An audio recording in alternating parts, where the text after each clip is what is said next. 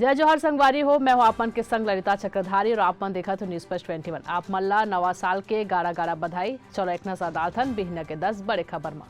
रायपुर में उमंग के संग नवा वर्ष के स्वागत करेगे। 50 ले अधिक होटल और रेस्टोरेंट में रहीस देर रात तक लोगन मन झूमिस। नामी डीजे और कलाकार मन देस लाइव प्रस्तुति।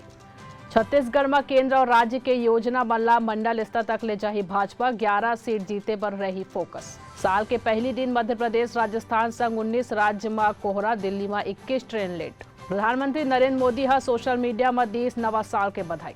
दिल्ली में बीजेपी आज ले 15 जनवरी तक राम मंदिर उद्घाटन ले पहली चलाही अभियान। घर घर जाके दी निमंत्रण। राजस्थान में आज ले उज्ज्वला गैस सिलेंडर 450 रुपए में मिले।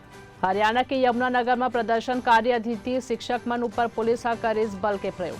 आज ले लाहौल और स्पीति के महिला मल्ला मिली 1500 रुपए प्रति माह दी हिमाचल सरकार। पंजाब में तापमान 6 डिग्री सेल्सियस पहुंची। स्कूल के टाइम बदलिस।